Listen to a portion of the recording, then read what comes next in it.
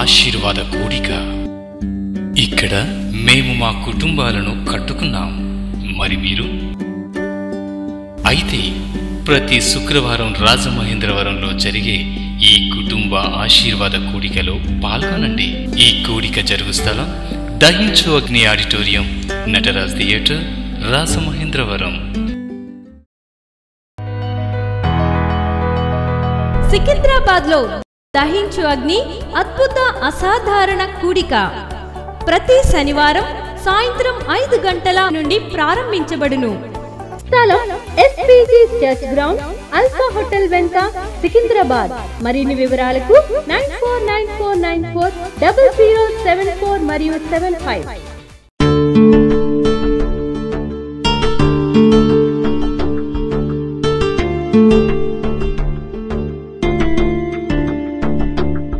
నీ రక్తంతో నేను కడగండి యేసయ్యా అని అడిగిన ప్రతి వాళ్ళు హృదయం ఏమైపోతుంది?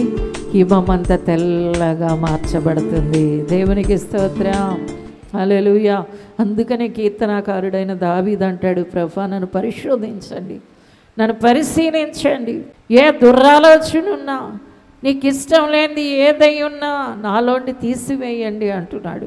ఎప్పటికప్పుడు దేవుని రక్తంలో కడుక్కునే దేవుని బిడ్డలు ధన్యులు. దేవునికి స్తోత్రం, హల్లెలూయా, హల్లెలూయా. వారు సాతానుని జయించిన వాళ్ళు అవుతారు.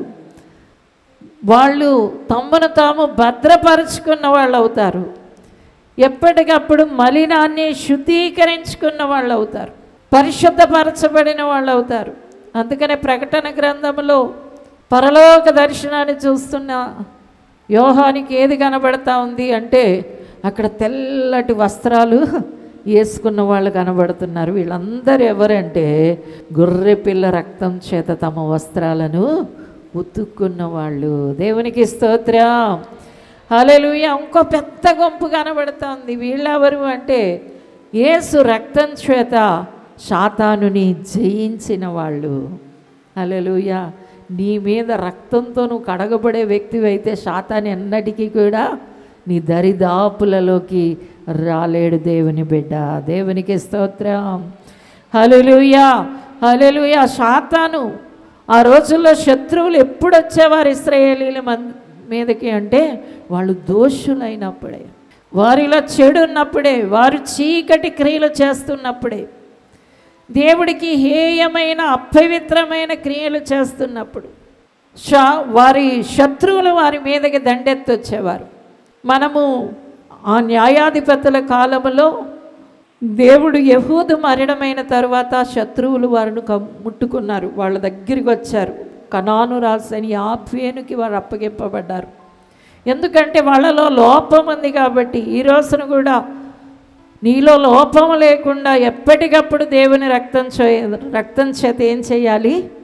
కడుగుకుని శుద్ధీకరించబడాలి. హల్లెలూయా, హల్లెలూయా. అందుకనే క్రైస్తవులు మొట్టమొదటి ప్రార్థన అదే ఉండాలి, ప్రభువా శుద్ధీకరించండి. శుద్ధ హృదయం, శుద్ధ హృదయం, మంచి మనస్సాక్షి, ఎక్కడ కూడా ఏ లోపం లేకుండా నీ రక్తంతో నన్ను కడుగయ్యా, పరిశుద్ధపరచండి అయ్యా అని అడిగేవాళ్ళుగా ఉండాలి. ఎందుకంటే అప్పుడు నిన్ను నీ తండ్రిని వేరు చేసే ఏ శక్తి కూడా ఈ భూమి మీద ఉండదు, ఉండబోదు. దేవునికి స్తోత్రం, హల్లెలూయా. కోట్ల దెయ్యాలు వచ్చినా కూడా నిన్ను నీ తండ్రిని వేరు చేయలేం. ఎందరి మనుషులు నీకు విరోధంగా లేచినా కూడా నిన్ను నీ తండ్రిని వేరు చేయలేరు. అంత గొప్ప శక్తి యేసు రక్తానికి ఉంది. దేవుని బిడ్డలారా, అందుకనే దేవుడు తన రక్తం అంతా చిందించాడు. ఆయన తలలో నుండి రక్తం కారింది, ఆయన ముఖము నుండి రక్తం కారింది, ఆయన వీపి నుండి రక్తం కారింది, ఆయన చేతుల్లోండి, కాళ్ళల్లోండి, పక్కలో నుండి రక్తం కారింది. ఆ పరిశుద్ధ రక్తమే ఈ రోజున మానవాళికి విమోచన అయ్యింది. హల్లెలూయా. కొంతమంది పాపాలు చేసి ఆ పాప భయం చేత చచ్చిపోతున్నారు. దేవుని బిడ్డలారు, ఇంత దేవుడిలో ఇంత శుద్ధీకరణ ఉందని, ఇంత విడుదల ఉందని, ఇంత విమోచన ఉందని మానవులకి అర్థం కావడం లేదు. ఈ రోజున దేవుని బిడ్డలుగా ఎప్పుడు కూడా సాతాన్ని మీద ఎర్ర మోపకుండా ఎప్పటికప్పుడు రక్తం చేత కడగబడిన దేవుని కుమారుడుగా కుమార్తెగా ఉండవలసిన వారై ఉన్నారు. దేవునికి స్తోత్రం. హల్లెలూయా. ఆ పరిశుద్ధ రక్తం చేత కడగబడింది. ఎప్పుడైతే వాళ్ళు ఇశ్రాయేలీలు యాబీను, కనాను రాశిని యాబీను చేతికి అప్పగింపబడినప్పుడు అతనికి ఒక సైన్యాధిపతి ఉండేవాడట. అతని పేరు సిస్సేరా. వాడు ఎంత బలవంతుడంటే 900 ఇనుప రథాలు కలిగి ఉండేవాడు. ఇంకా ఇశ్రాయేలీల్ని శుభ్రంగా కొట్టడం, బాధించడం, వాళ్ళకి తిండి తిప్పలు లేకుండా చేసేసాడు. వాళ్ళు సరిగా నిద్రపోలేరు, సుఖంగా తినలేరు. వాళ్ళని ఎప్పుడు బాధించి వాళ్ళని దోచుకొని వాళ్ళని నానా బాధలు పెట్టి నానా హింసలు పెడుతున్నప్పుడు అప్పుడు పాపాలు విడిచిపెడుతూ దేవుని బ్రతిమలాడుకున్నారట. వాళ్ళు బ్రతిమలాడుకున్నప్పుడు దేవుడు ఒక సహోదరిని లేపాడు. ఆమె పేరు ఏంటంటే దెబోరా. దేవునికి స్తోత్రం.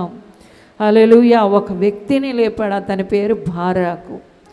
అప్పుడే అక్కడ కనాను స్త్రీలలోని ఒక స్త్రీని లేపాడు దేవుడు. ఆమె పేరు యావేలు. దేవునికి స్తోత్రం. పరిశుద్ధ గ్రంథంలో మనకు కనబడిన వాళ్ళందరూ కూడా దేవుని బిడ్డలారా, వాళ్ళు దేవుని కొరకు ఏదో ఒక పని చేసిన వాళ్ళగా కనబడుతున్నారు. ఈ రోజున దేవుని బిడ్డగా నువ్వు ఏదో గుడికి వచ్చాను వెళ్ళిపోతున్నాను అన్నట్టుగా ఉండకూడదు నీ జీవితం. నేను కూడా దేవుడి కొరకు ఏదైనా ఒక పని చేయాలి. హల్లెలూయా. 10 మందికి దేవుని గురించి చెప్పాలి. 10 మందికి నేను రక్షణ కలుగ చేయాలి. 10 మందికి నేను మేలు కలుగ చేయాలి. 10 మందికి నేను ఏ రీతిగా అయినా దేవుడి దగ్గరికి తీసుకొచ్చి వాళ్ళ కష్టాల నుండి, వాళ్ళ బాధల నుండి గట్టెక్కించాలి. హల్లెలూయా. కానుకలు పట్టుకొని మరీ వచ్చి ఈ రోజునిచ్చి దేవుడు మాకు మేలు చేశాడు అని చెప్తున్నారు. ఎవరు ఈ బాధలు తీర్చేవారు అంటే ఈ చిన్న ప్రార్థన, ప్రభువా వాళ్ళు ఎంతో బాధతో వచ్చారు, ఆ బాధ నుండి గట్టెక్కించండి అంటే దేవుడు వెంటనే అద్భుతం చేసేస్తాడు. వెంటనే ప్రార్థించే వారందరికీ ఆయన సమీపంగా ఉన్నాడు. మొరపెట్టే వారందరికీ ఆయన సమీపంగా ఉన్నాడు. చెప్పగా కానీ దేవుని బిడ్డలారా, చెబుతూ ఉంటే ఎంతమంది మేలు పొందుతారు. ఈ రోజున బాధలు ఎలా పోతాయో తెలియక రకరకాలుగా ప్రజలు వేదన పడతా, దుఃఖపడతా ఉన్నారు. కొందరు ఆత్మహత్యలే చేసుకుంటున్నారు. బాధలు తీర్చే తండ్రి మనకి ఉన్నాడు. చప్పట్లు కొట్టి దేవుని నామానికి మహిమ చెల్లించండి. ఎప్పుడైతే శత్రువులు వారి మీదకి వచ్చారో వీళ్ళకి అర్థమైపోయింది. ఏడుస్తున్నారు, ప్రభువా నువ్వు ఒక్కడివే తీర్చగలవు, ఇప్పుడు మేము తీర్చుకోలేను అన్నప్పుడు దేవుడు 3 మనుషులు లేపాడు. దెబోరా, బారాకు, యావేలు అనే 2 స్త్రీలు, 1 పురుషుడు అక్కడ నిలబడి ఇశ్రాయేలీల్ని ఆ భయంకరమైన శ్రమ నుండి గట్టెక్కించారు. చప్పట్లు కొట్టి దేవుని నామానికి మహిమ చెల్లించండి. హల్లెలూయా. కాబట్టి స్త్రీలేమీ తీసిపోరు. దేవుని బిడ్డలారా, పరిశుద్ధ గ్రంథంలో పురుషులు స్త్రీలు ఒకే పాత్ర పోషించారు. ఆడవాళ్ళకే దేవుడు ఇంకా ఎక్కువ ఇచ్చాడు. ఎందుకంటే వాళ్ళు చక్కగా ప్రార్థనలు చేయగలుగుతారు. హల్లెలూయా, హల్లెలూయా. అందుకని 2 స్త్రీలు 1 పురుషుడితో ఇశ్రాయేలీయులకి జయమొచ్చింది. అయితే 1 స్త్రీ శత్రువునే అక్కడ ఒక స్త్రీ కనబడుతుంది. ఆమె పేరు యావేలు. హల్లెలూయా, హల్లెలూయా. ఆ స్త్రీ ఏం చేసింది అంటే అద్భుతమైన పని చేసింది. గుడారంలో నిలబడి ఉన్నప్పుడు ఈ సిస్సేరా అన్నవాడు యుద్ధానికి 900 రథాలతో ఇశ్రాయేలీయుల మీద యుద్ధం వచ్చాడు. ఇశ్రాయేలీయుల్లో ఉన్న సైన్యం అంతా చంపేయాలనుకున్నాడు. ఇశ్రాయేలీయులకి ఇంక ఏమీ లేకుండా చేసేయాలని పరుగులు పెడతా ఉన్నప్పుడు దేవుడు ఆకాశం నుండి గద్దించేటప్పటికి మొత్తం అంతా తారుమారైపోయింది. ఇంక భయపడిపోయి ఆ రథాలన్నీ విడిచిపెట్టి కాలినడుకన పరిగెడుతూ ఉన్నాడట. పరిగెడతా ఉంటే ఈ యాయేలు అనే స్త్రీ ఏం చేసిందంటే లోపలికి రమ్మని పిలిచింది. పిలిచి చక్కగా అంది, పడుకో అని చెప్పి మంచిగా పాలిచ్చి అతడు నిద్రపోయేటప్పుడు ఒక మేకు తీసుకొచ్చి కంతలో దించి బలంగా కొట్టి చంపేసింది. ఎలాగ శత్రువుని హతమార్చగలిగింది దేవుని బిడ్డలారా అంటే ఆమె మిట్ట మధ్యాహ్నంలో మెలకువగలిగిన జ్ఞానం కలిగిన స్త్రీగా మనకి కనబడుతూ ఉంది. దేవునికి స్తోత్రం. హల్లెలూయా. గొప్ప జ్ఞానం కలిగిన స్త్రీగా కనబడుతుంది. ఒక స్త్రీ జ్ఞానం కలిగినది అని ఎప్పుడు తెలియబడుతుంది అంటే, దేవుడు ఏదైతే శత్రువుగా తెలియచేస్తున్నాడో, శత్రువు నశించిపోవాలి అనే ఆలోచన ఎవరికి ఉందో వాళ్ళందరూ జ్ఞానవంతులుగా ప్రకటించబడతారు. హల్లెలూయా, హల్లెలూయా. ఈ స్త్రీ ఎంత అద్భుతమైన జ్ఞానాన్ని కనపరిచింది అంటే, అతను వెళ్ళిపోతా ఉంటే నా గుడారంలో కూర్చో అని చెప్పింది. నీళ్ళు అడిగితే పాలు ఇచ్చింది. ఇతనేమనుకున్నాడంటే ఈమె నాకు ఏ హాని చేయదు అనుకున్నాడు. అంత చక్కగా నైపుణ్యంగా ఆ శత్రువుని హతమార్చింది. హల్లెలూయా. దేవుని బిడ్డలారా, ఇది ఆత్మ సంబంధంగా మనం తీసుకున్నప్పుడు మన శత్రువైన శాతానుడు ఏ రీతిగా, మొదటిది దేవుని రక్తమైతే, రెండోది మనము చూపించే పరసంబంధమైన జ్ఞానం తెలివై ఉంది. దేవునికి స్తోత్రం. హల్లెలూయా. దైవికమైన జ్ఞానాన్ని పొందుకోవాలి. ఈ జ్ఞానం ఎవరికి వస్తుందంటే దేవునికి భక్తి చేసే వాళ్ళకి వస్తుంది. దైవ ఆలోచనలు ఎక్కువ ఎవరికి వస్తాయంటే ప్రార్థనలో దేవుడి పాదాల దగ్గర కూర్చున్న వాళ్ళకి వస్తాయి. చాలామంది దేవుడి దగ్గర కూర్చోవడానికి ఎక్కువ ఇష్టపడరు. పనులు చేయడానికి ఇష్టపడతారు. అక్కడ ఇక్కడ తిరగడానికి ఇష్టపడతారు. వాళ్ళతో వీళ్ళతో మాట్లాడడానికి ఇష్టపడతారు. కొంతసేపు అయినా దేవుని పాదాల దగ్గర కూర్చోవడానికి ఇష్టపడరు. అందుకనే ప్రతిరోజు ప్రార్థన చేస్తారా మీరు అని అడిగితే చాలామంది దగ్గర నుండి జవాబు మనకు రాదు. వాళ్ళు దేవుడు అద్భుతమైన తండ్రిని హృదయంలోనే కలిగి ఉన్నారు, కానీ ప్రార్థన చేయలేని బలహీనులుగా ఉన్నారు. అందుకని శత్రువు చేతుల్లో ఓడిపోయేవారిగా ఉన్నారు. ఈ రోజున శత్రువు మీద విజయం రెండోదిగా ఎలాగ కలుగుతుంది అంటే దేవుని పాదాల దగ్గర కూర్చున్న వాళ్ళకి కలుగుతుంది. హల్లెలూయా, హల్లెలూయా. అందుకనే మరియా మార్త లాజరు ఇంటికి యేసుప్రభు వెళ్ళినప్పుడు మార్త చక్కగా పనులన్నీ చేయడానికి పరుగులు పెడతా ఉంది. మరి అయితే యేసుప్రభు పాదాల దగ్గర కూర్చుంది. అప్పుడు మరి అంటుంది, మార్త అంటుంది, ప్రభువా నన్ను చూడు, జాలి పడడం లేదు మా సహోదరు అంటే, అమ్మా నేను కూడా తీయలేను. ఆమె ఉత్తమమైనది ఏర్పాటు చేసుకుంది. హల్లెలూయా. ఒక వ్యక్తి దేవుని పాదాల దగ్గర కూర్చునే వ్యక్తి అయితే ఎప్పటికైనా శత్రువు మీద విజయాన్ని పొందగలుగుతారు. చప్పట్లు కొట్టి దేవుని నామానికి మహిమ చెల్లించండి. పాదాల దగ్గర దేవుని దగ్గర కొంతసేపు కూర్చోవడం అనే చక్కటి అభ్యాసాన్ని కలిగి ఉండండి దేవుని బిడ్డలారా. దేవుని దగ్గర కూర్చోకుండా శత్రువు ఎన్ని రకాల పనులు చూపిస్తాదో, ఎన్ని భారాలు పెడతా ఉంటుందో. కొంతమంది ఇళ్ళ దగ్గర ఉన్న స్త్రీలు కూడా ఈ రోజున కుటుంబాశీర్వాద కూడికి రాలేకపోతున్నారు. ఉదయం ప్రార్థన చేసుకోలేకపోతున్నారు. దేవుడు పాదాల దగ్గర కూర్చోవడమే కష్టమైపోయే రీతిగా పని భారం కలుగు చేస్తూ ఉంటుంది, ఒత్తిళ్ళు కలుగు చేస్తూ ఉంటుంది, రకరకాలైన ఒత్తిళ్ళు కలుగజేస్తూ ఉంటుంది. ఎందుకంటే దేవుడు పాదాల దగ్గర కూర్చున్నారంటే విజయం వచ్చేస్తుంది. హల్లెలూయా. అందుకని యేసుప్రభు ఈ లోకంలో ఉన్నప్పుడు శాతాన్ని జయించడానికి ఆయన ఏం చేశారు చెప్పండి? 40 దినాలు అరణ్యంలో గెలిపే కూర్చున్నారు. 40 దినాలు అయిపోయిన తర్వాత శాతాన్ ఆయన దగ్గరికి వచ్చిందా లేదా? శాతాను వచ్చిన తర్వాత జయం ఎవరు పొందారు? శాతాను పొందిందా, దేవుడు పొందాడా? యేసుక్రీస్తు ప్రభువేరే పొందారు. కారణం ఏంటి అంటే ఆయన 40 దినాలు కూర్చున్నారు. హల్లెలూయా. తిండి మానేసి కూర్చున్నారు, నీరు తాగడం కూడా మానేసి కూర్చున్నారు. 40 పగళ్ళు 40 రాత్రులు. ఈ రోజున దేవుడి దగ్గర కూర్చోవడానికి ఎవరైతే సమయాన్ని హెచ్చిస్తారో వారందరూ కూడా విజయాన్ని పొందుతారు. చప్పట్లు కొట్టి దేవుని నామానికి మహిమ చెల్లించండి.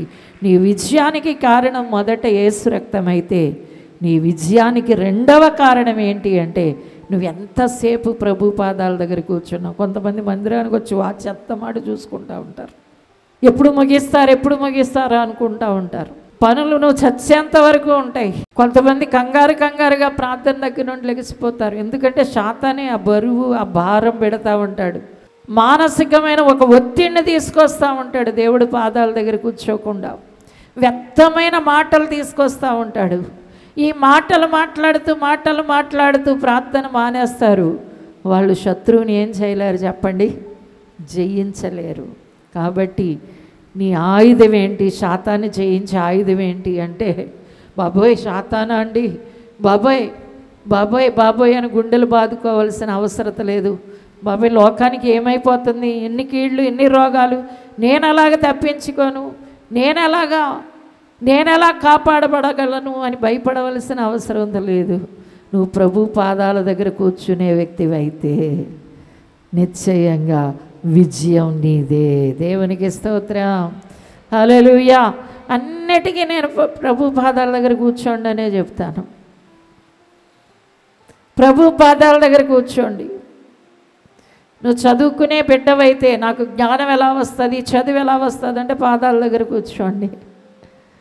ఒక ఉద్యోగం ఎలా వస్తుందంటే దేవుని పాదాల దగ్గర కూర్చోండి. నా కుటుంబంలో ఉన్న ఈ అప్పులు ఎలా పోతాయి అంటే దేవుని పాదాల దగ్గర కూర్చోండి. దేవుడు పాదాల దగ్గర అన్నిటికీ జవాబు దొరుకుతుంది. అన్ని బాధలకి ఒక పరిష్కారం దొరుకుతుంది. దేవునికి స్తోత్రం, హల్లెలూయా. ఒక సమాధానం నీకు కలుగుతుంది, ఒక ధైర్యం నీకు కలుగుతుంది, ఒక సంతోషం కలుగుతుంది. యేసయ్య పాదాల దగ్గర అలా కూర్చుని ఆయన స్మరించుకుంటూ ఉండండి. ఎంత గొప్ప నెమ్మది కలుగుతుందో. హల్లెలూయా, హల్లెలూయా. దేవుని బిడ్డలారా, అద్భుతమైన విషయాన్ని తీసుకొచ్చిన ఆయలు ఎవరు అంటే, ఆమెలో మనకు కనబడేది ఆమె దేవుని దగ్గర మెలకువగలిగిన స్త్రీ అయి ఉంది. హల్లెలూయా. పరిశుద్ధ గ్రంథంలో భక్తులందరూ విజయం సాధించిన వాళ్ళు మనకు కనబడతారు. వాళ్ళ శత్రువుల నుండి విజయం పొందడానికి వాళ్ళు చేసిన ప్రయత్నం ఏంటి అంటే ప్రార్థన. హల్లెలూయా, హల్లెలూయా. కాబట్టి నీవు దేవుని పాదాలను ఆశ్రయించగలిగితే, దేవుని పాదాల దగ్గర నెమ్మదిగా వెళ్ళిపోయి కూర్చోండి. కొంతసేపు కూర్చున్న తర్వాత నీవు జయముతో బయటకు వస్తావు. పిల్లిలాగా వచ్చి పులిలాగా మారిపోయి వెళ్ళిపోతావు. హల్లెలూయా. బలహీనంగా కూర్చుని బలమైన వ్యక్తిగా లేచి నిలబడగలుగుతావు. హల్లెలూయా. ధైర్యం చెడిన వాళ్ళగా కూర్చుని గొప్ప ధైర్యవంతులుగా లేచిపోతారు. పొరపాట్లతో ఉన్న నీవు స్వచ్ఛమైన పరిశుద్ధతతో ప్రకాశిస్తావు. కాబట్టి చేయవలసింది ఏంటి అంటే పాదాల దగ్గర కూర్చోవడం. కాబట్టి దేవుడు నిన్ను ప్రేమించే తండ్రి, నీతో ఉన్న తండ్రి, నీకు విజయాన్ని శాతానికి నుండి నీకు విజయాన్ని కలుగజేయడానికి ఆయన రక్తాన్ని ఇచ్చారు. రెండోది ఆయన సన్నిధిని నీకు ఇచ్చారు. అందరు లేచి నిలబడండి, ప్రార్థన చేసుకుందాం. అందరూ ప్రార్థన చేయండి. ప్రభువా, నీ రక్తం నాకు ఉందయ్యా, నీ సన్నిధి నాకు ఉంది. నేను విజయం పొందుతాను, నేను విజయం పొందుతాను, నేను చేయిస్తాను. అందరూ దేవుడితో చెప్పండి. నువ్వు ఈ రెండు పనులు చేయగలిగితే విజయము నీదే, జయము నీదే. ఆయన నీ తండ్రి, నిన్ను ప్రేమిస్తున్న తండ్రి, నిన్ను హత్తుకున్న తండ్రి, నీకు సమస్తం తానై ఉన్న తండ్రి శాతాన్ని జయించడానికి రెండు విషయాలు చెప్తున్నాడు. అమ్మ, నా రక్తంతో ఇప్పుడు కడుక్కో, నా సన్నిధిలో కూర్చో, నీకు విజయం తథ్యం. హల్లెలూయా. నీ లోకంలో ఉన్న దుష్టుడిని జయించే బలము నీ బలం. దేవునికి స్తోత్రం. శాతాన్ని జయించే బలము నీ బలం, అన్నిటినీ జయించి నిలిచే బలము నీ బలం ఆయన రక్తములో ఉంది, ఆయన సన్నిధిలో ఉంది. అందరూ చేతులు పైకెత్తండి, ప్రార్థన చేద్దాం. ప్రభువా, నీ చేతులకి నా జీవితాన్ని అప్పగిస్తున్నానయ్యా అని అడగండి. నీ సన్నిధి చాలు, నీ రక్తం చాలు, నీ సన్నిధి చాలు, నీ రక్తం చాలు. ఆ రెండు నాకుంటే చాలు. ఆ రెండు ఎన్ని దెయ్యాలు, కోట్ల దెయ్యాలు, పాతాళ దెయ్యాలన్నిటినీ నేను జయించగలుగుతానయ్యా, జయించగలుగుతానయ్యా. ఆ రెండు నాకు చాలు తండ్రి. హల్లెలూయా, హల్లెలూయా. అందరూ కళ్ళు మూసుకొని యేసయ్య వైపు తిరగండి, యేసయ్య వైపు చూడండి. ఆయన అద్భుతమైన సన్నిధి. దేవుని బిడ్డ, ఈ రోజున యేసయ్య రక్తాన్ని కోరుకోండి. ఎల్లప్పుడూ ఆ రక్తంలో కడగబడుతూ ఉండండి, ఎల్లప్పుడూ ఆయన రక్తంలో కడగబడుతూ ఉండండి. నీ హృదయాన్ని శుద్ధిగా ఉంచుకోండి.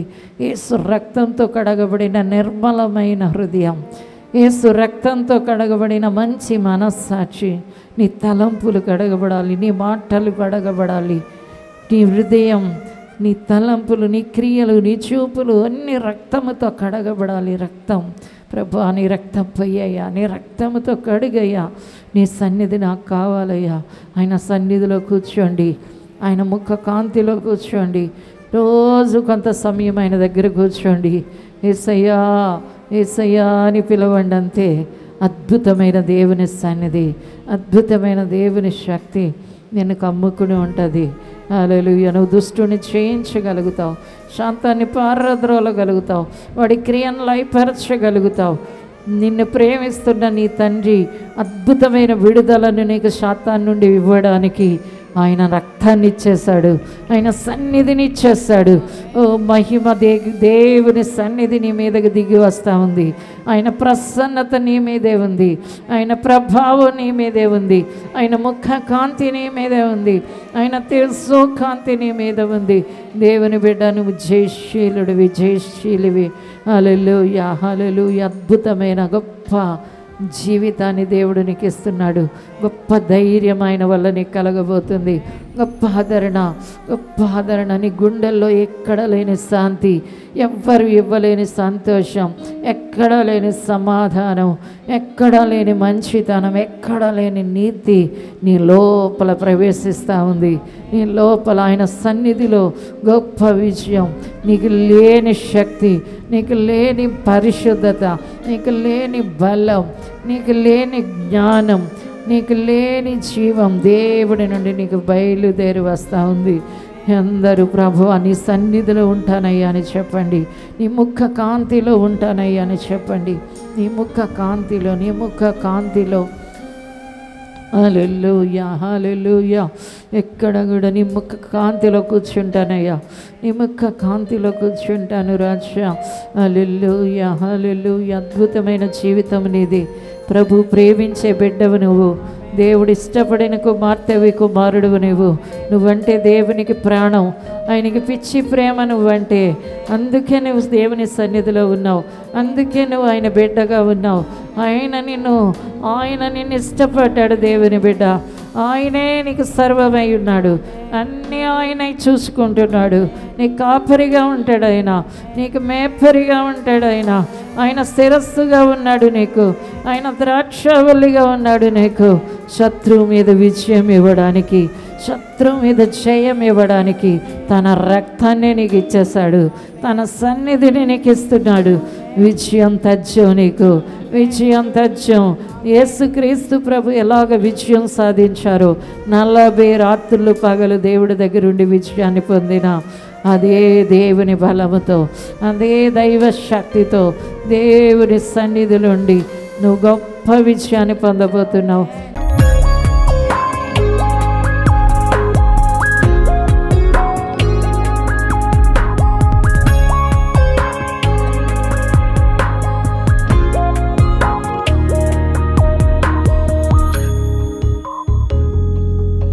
పరిశుద్ధమైన తండ్రి, నీకు వందనాలు చెల్లిస్తున్నాం అయ్యా. నీ పిల్లల కొరకు వందనాలయ్యా.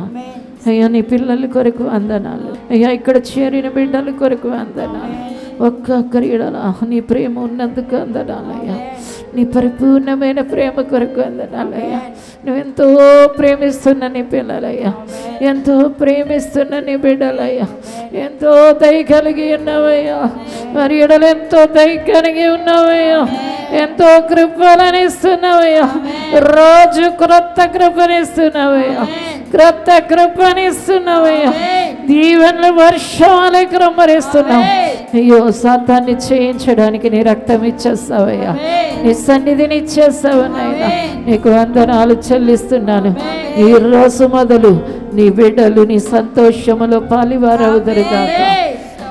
నీ సంతోషం, నీ సంతోషం, నీ సమాధానం, నీ వెలుగు, నీ బలం, నీ ధైర్యం, నీ జ్ఞానం యేసు నామములో కలిగియుందురుగాక, యేసు నామములో కలిగియుందురుగాక. అపవాది క్రియలు లయమైపోవునుగాక, అద్భుతాలు జరగనుగా ఆశీర్వదిస్తున్నా, ఆశీర్వదిస్తున్నా. మేలు కలుగనుగాక, మేలు కలుగనుగాక. అయ్యా బిజినెస్ లో మేలు కలుగనుగాక, చేతి పనుల్లో మేలు కలుగనుగాక. అయ్యా తండ్రి ఉద్యోగంలో మేలు కలుగనుగాక. బయటికి వెళ్ళిన లోపలికి వచ్చిన నీ కాపుదల ఉండనుగా, రక్త కంచె వేయబడినగా, కీడు తొలగిపోవనుగాక, కీడు పాడు నాశనం కొట్టివేయబడునుగా, అపాయాలు ప్రమాదాలు తొలగిపోవనుగా. ఆశీర్వదించండి, ఆశీర్వదించండి. బిడ్డలు ఆశీర్వదింపబడదురుగా. యజమానులు ఎవరు రక్షణ లేకుండా ఉన్నారు వారికి రక్షణ కలుగునుగా. త్రాగుబోతులు, తిరిగిపోతులు యేసు నామమున మారిపోదురుగా, మారిపోదురుగా. అప్పుబది యేసు నామమున కొట్టివేయబడును. వివాహాశీర్వాదం పొందలేని బిడ్డలు వివాహాశీర్వాదాన్ని పొందుకొందురుగా, యేసు నామమున పొందుకొందురుగా. సంతానము లేని బిడ్డను సంతానాశీర్వాదాన్ని పొందుకొందురుగా. దీవించండి రాజు, దీవించండి నాయన. ఒక్కొక్కరిని దీవించండి, పరిశుద్ధ రక్తము చేత కప్పమని యేసు నామమున అడుగుచున్నాము తండ్రి, ఆమేన్. తండ్రి అయిన దేవుని ప్రేమ, ప్రభు అయిన యేసుక్రీస్తు కృప, పరిశుద్ధాత్మిక అన్యోన్య సహవాసం అందరికీ సదాకాలం తోడుగా ఉండి నడిపించునుగాక. ఆమేన్. ఇది కుటుంబ ఆశీర్వాద కూడిక. ఇక్కడ మేము మా కుటుంబాలను కట్టుకున్నాం, మరి మీరు? అయితే ప్రతి శుక్రవారం రాజమహేంద్రవరంలో జరిగే ఈ కుటుంబ ఆశీర్వాద కూడికలో పాల్గొనండి. ఈ కూడిక జరుగు స్థలం దహించు అగ్ని ఆడిటోరియం, నటరాజ్ థియేటర్, రాజమహేంద్రవరం. సికింద్రాబాద్ లో దహించు అగ్ని అద్భుత అసాధారణ కూడిక ప్రతి శనివారం సాయంత్రం 5 గంటల నుండి ప్రారంభించబడును. స్థలం SPG church ground, alpha hotel వెనుక, సికింద్రాబాద్. మరిన్ని వివరాలకు 9494940074 మరియు 75. మీ ప్రార్థన అవసరతలకు 9494940072 మరియు 73. ఈ టీవీ కార్యక్రమాన్ని చూసి ఆశీర్వదించబడినట్లయితే దహించు అగ్ని టీవీ పరిచర్యకు మరియు బ్లెస్సింగ్ ల్యాండ్ కు సహకరించండి. Dahinchu Agni trust current account number 357222444370, State Bank of India main branch, Rajamahendravaram. My address doctor Thomas Dahinchu Agni ministries, తుమ్మలోవా, Rajamahendravaram.